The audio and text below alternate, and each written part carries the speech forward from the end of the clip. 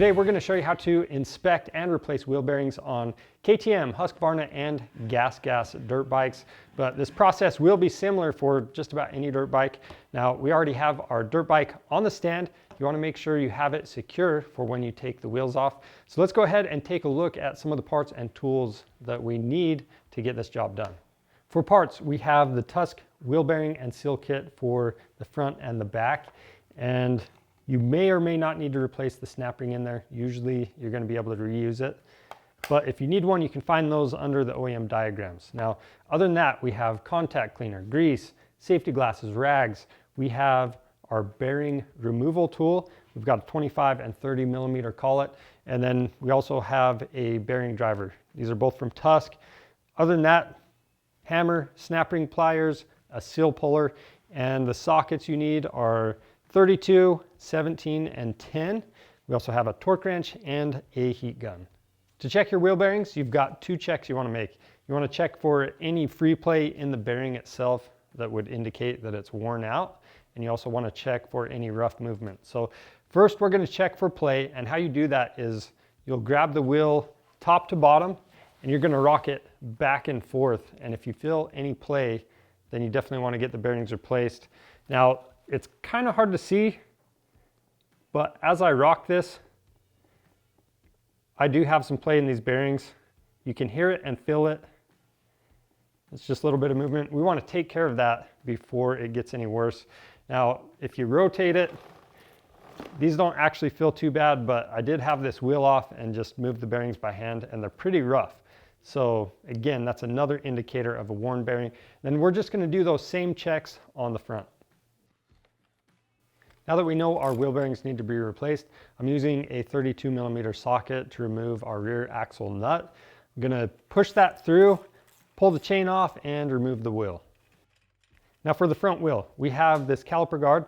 So I've got one extra bolt I need to remove that mounts the caliper up. But other than that, you're going to remove the bolt going into the axle, and then you have the two pinch bolts. Loosen those up. You should be able to slide the axle right out and remove the wheel.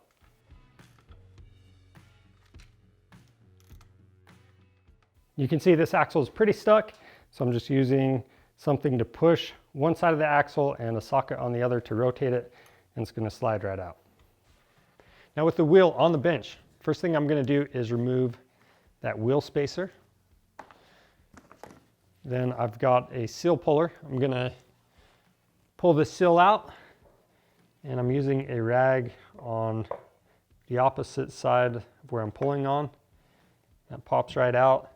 Then I'm just going to pay attention to how I took this off. We'll install the new one the same way, so that open side is facing in. I'm going to wipe this off. We've got a ton of grease around here.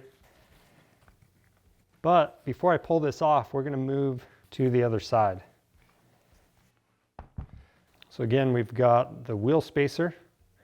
Pull the seal. Make sure you don't get any grease on your rotor.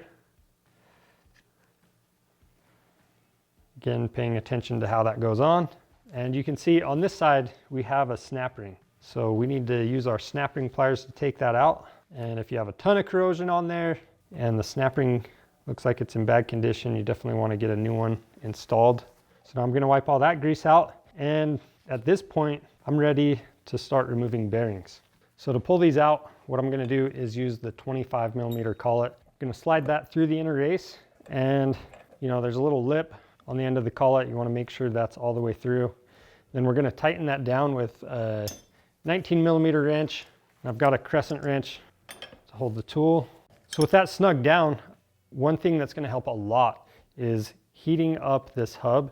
I'm just going to use a heat gun to do that, and the bearing's going to come out much easier. With that hot, I'm going to thread the slide hammer in and pull the bearing out.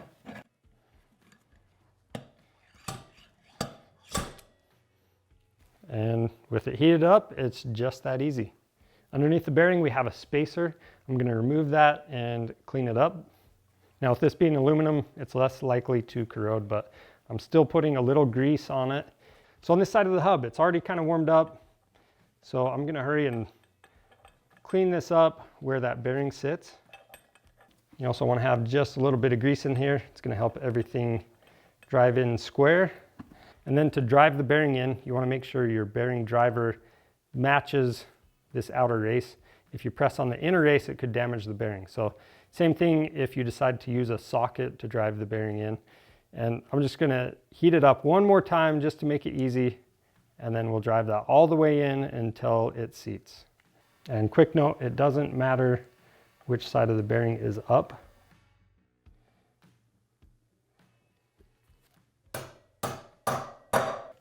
So you can hear that pitch change. That means the bearing is seated all the way. And as I look down in here, I can see the groove for that snap ring. So I know it's fully seated.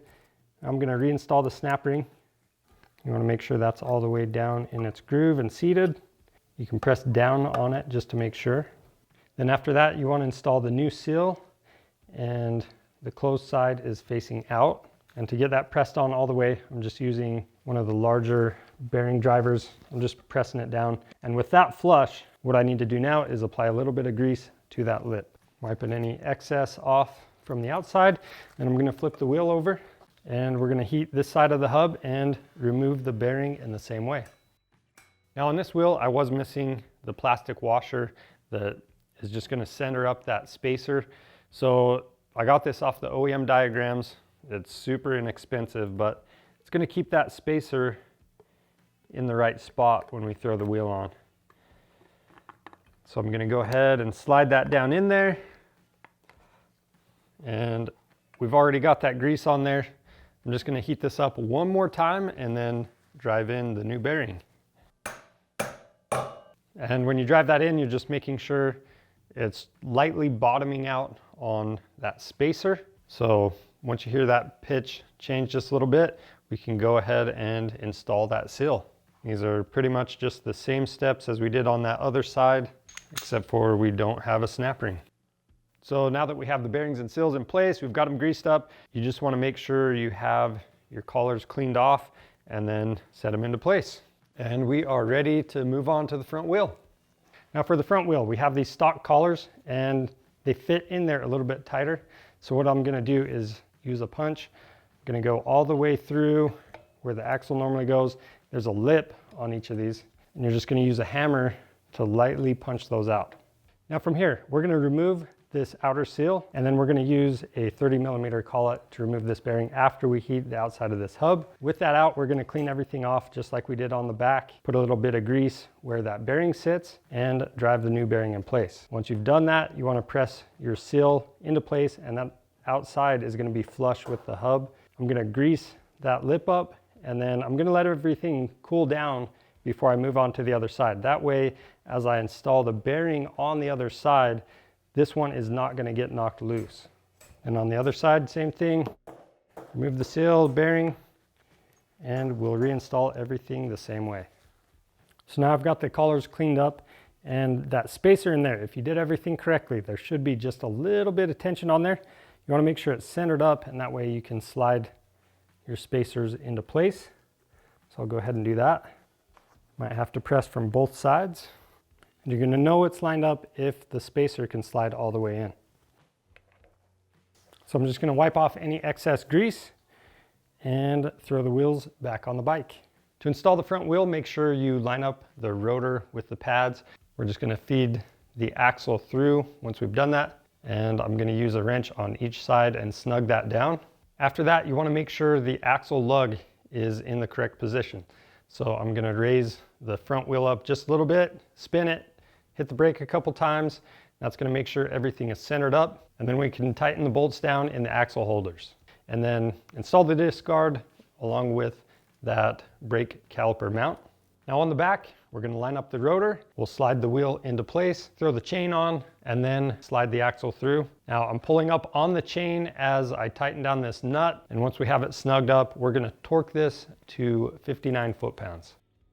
For the torque specs on your bike, make sure you check your service manual. And that's it for replacing the wheel bearings on your KTM, Husqvarna, and GasGas dirt bike. If you have any questions about the process, leave those down in the comments. And if you need any parts for your bike, you're going to want to click the link in the description below. It'll take you to our website. We offer free shipping on orders over $75. And as always, if you want to see more helpful content like this, make sure you subscribe to our channel. I'm Charles with Rocky Mountain ATV MC. Thanks for watching.